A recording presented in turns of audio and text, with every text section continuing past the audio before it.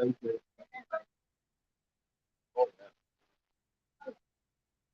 All right. Good morning, everyone, and welcome to another edition of Life Divinity TV. My name is Joseph Patterson. I'm here at the Mandeville Courthouse this morning. In fact, I've already been inside to the court session where, once again, the court is asking for documents that the lawyers have not presented, unfortunately. So they've had to defer the case until Mr. Wildman, my lawyer, actually presents a document from the Supreme Court to certify that there's a case before the Supreme Court. And as a result of that, they cannot try me on the lower charges here at the lower court until that is resolved. Unfortunately, this morning when we showed up, I almost didn't get to go to court because they told me at the gate that the blue people are not allowed inside. So they have blocked the blue people from coming in. Fortunately, a few of our supporters were able to sneak in one way or the other. We're happy that they're able to get inside here at the Mandeville Courthouse Plaza. But many more who would like to be here are not able to be here for one reason or the other. And clearly, there was a increased presence of the police.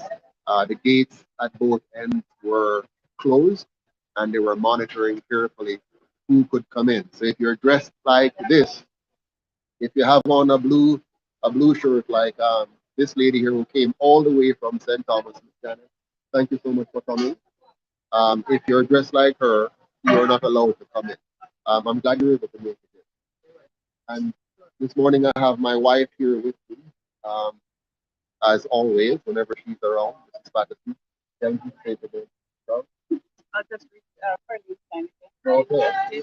Injustice anywhere is a threat to justice everywhere. And that's really a strong point. And Yes. And here's the tricky part about it. Today is for me, so I am suffering the consequences today.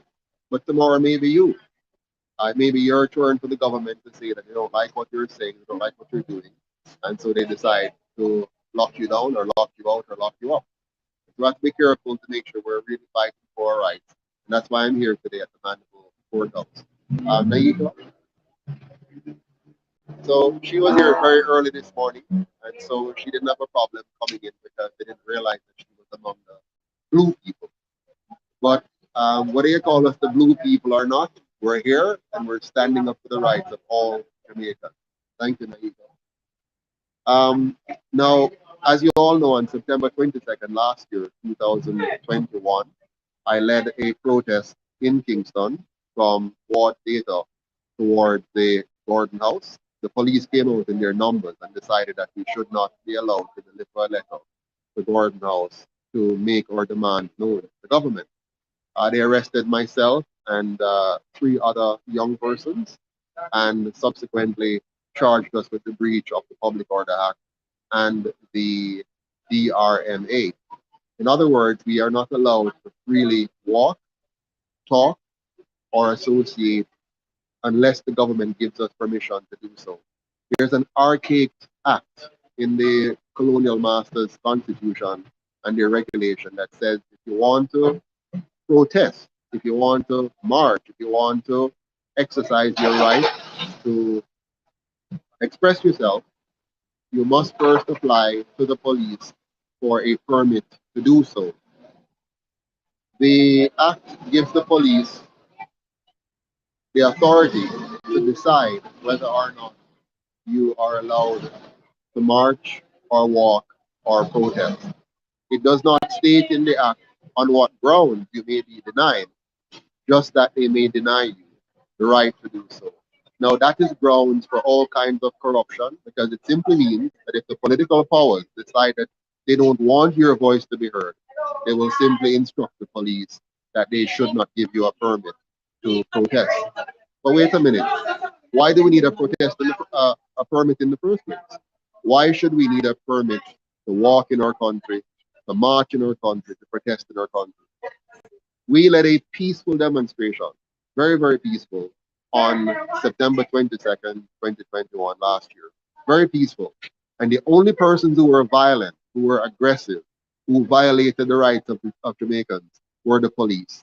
They pepper sprayed us, they pushed us, they abducted us, and they mistreated us even while we were in custody. They did so. So we have to be afraid of the police. I'm seeing now in the papers where the police are afraid of criminals. They're locking down very early at night because they cannot control the criminals in the world.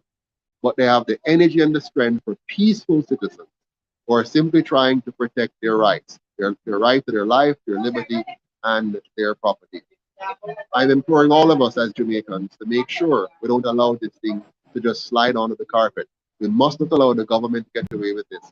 And that is why I have gone to the Supreme Court and I have brought a case against the government to say they have violated our constitutional right. Now, I personally have no confidence in the Constitution of Jamaica. I'm simply using what little room it gives us to try to defend some of our rights.